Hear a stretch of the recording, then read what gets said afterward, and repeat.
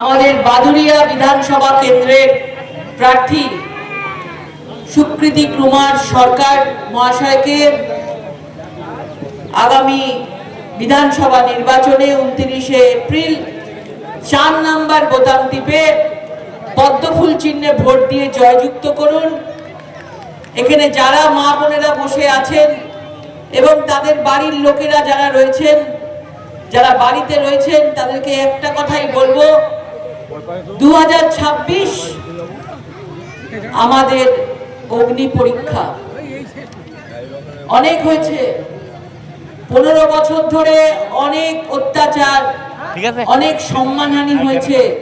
এখানে মা বোনেরা বসে আছেন, অনেকে মা বোনেদেরকে বলছি যে একজন মহিলা মুখ্যমন্ত্রী থেকে সবচেয়ে বেশি অত্যাচার আমাদের বাংলায় হয়েছে। বাংলায় মহিলাদের উপর অত্যাচার সবচেয়ে বেশি হয়েছে। 2011-তে যখন মহিলা মুখ্যমন্ত্রী এসেছিল তখন বলা হয়েছিল যে 34 বছরের সিপিএম এর অপশাসন, অত্যাচার, রক্ত, বন্দুক, গুলি, তার থেকে রেহাই পেতে, নিস্তার পেতে এখন মহিলা মুখ্যমন্ত্রী দরকার। এবং তার জন্য মহিলারা সবাই একজোট হয়ে তখন ভোট দিয়েছিল মহিলা মুখ্যমন্ত্রীকে। আজকে 2026 আপনারা নিজেরা বিচার করুন যে আজকের এই বাংলায় মহিলাদের কি অবস্থা, এই পশ্চিমবঙ্গে হিন্দুদের কি অবস্থা। এই পশ্চিমবঙ্গে তুষ্টিকরণের রাজনীতি চলে, তোষণ চলে, হিন্দুদের উপর সন্ত্রাস চলে, মহিলাদের উপর অত্যাচার চলে। আজকে এই পাশের দেশ বাংলাদেশ, আজকে আপনারা কিছুদিন আগে বাংলাদেশের পরিস্থিতি দেখেছেন, যেভাবে সেই দীপু দাসকে হত্যা করা হয়েছিল। একটাই অপরাধ, সে হিন্দু। তাকে হত্যা করে, থানা থেকে বের করে হত্যা করে তাকে গাছে ঝুলিয়ে দিয়ে পুড়িয়ে মারা হয়েছিল, আগুন জ্বালিয়ে দেওয়া হয়েছিল। এবং সেটা সবাই ভিডিও করছিল। সেই ভিডিওটা আমরা এপারেও দেখেছি, এখানেও দেখেছি। আজকে আর বেশি দিন বাকি নেই। বর্ডারগুলোর অবস্থা দেখবেন কি অবস্থা হয়ে দাঁড়িয়েছে। আজকে সবাই জানেন শেখ শাহজাহান, তার বাহিনী, সন্দেশখালী, সবাই জানে, সারা দেশের মানুষ জেনে গেছে যে সন্দেশখালীর অবস্থা কি। মহিলারা একসাথে বিদ্রোহ করেছিল, মহিলারা একসাথে আওয়াজ তুলেছিল।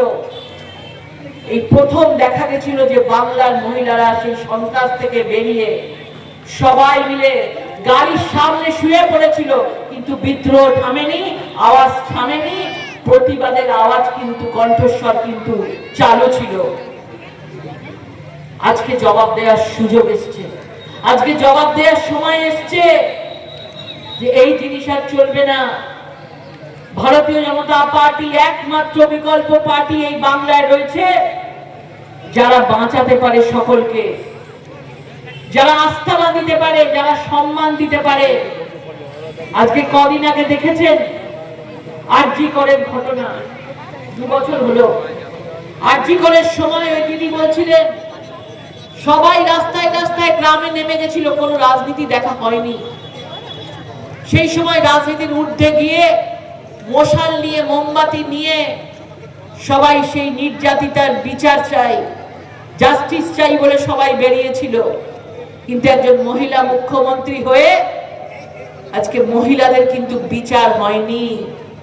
সেই মহিলাটি, সেই ডাক্তারি মেয়েটি যে মারা গেছিল নৃশংসভাবে, তার বিচার কিন্তু করেনি। ফাঁসি চাই, ফাঁসি চাই বলে রাস্তায় নেমে গিয়ে পুরো ভেস্তে দিয়েছিল, প্রমাণগুলোকে সব নষ্ট করে ফেলেছিল, ফেলার পর সিবিআইয়ের হাতে দেওয়া হয়েছিল। তাহলে আপনারা বলুন, সরকারি হাসপাতালে থাকাকালীন, ডিউটিতে থাকাকালীন একজন মহিলা, একজন ডাক্তারি মেয়েকে যদি এইভাবে নৃশংসভাবে ধর্ষণ করে তাকে হত্যা করা হয়, আর তারই যদি প্রমাণ ভেস্তে দেওয়া হয়, তাহলে আমাদের এই গ্রাম বাংলায় কি হচ্ছে, কোনায় কোনায় কি হচ্ছে, পাড়ায় পাড়ায় কি হচ্ছে, সবাই আমরা জানতে পারছি, কিন্তু ভয় আছে। সকলকে বলবো, বাবারাও এখানে বসে আছেন, মায়েরাও বসে আছেন, তাদেরও মেয়ে আছে, তাদেরও বউ আছে, তাদেরও মায়েরা রয়েছে, সবাইকে এখানে বলে যাচ্ছি আর না, অনেক হয়েছে।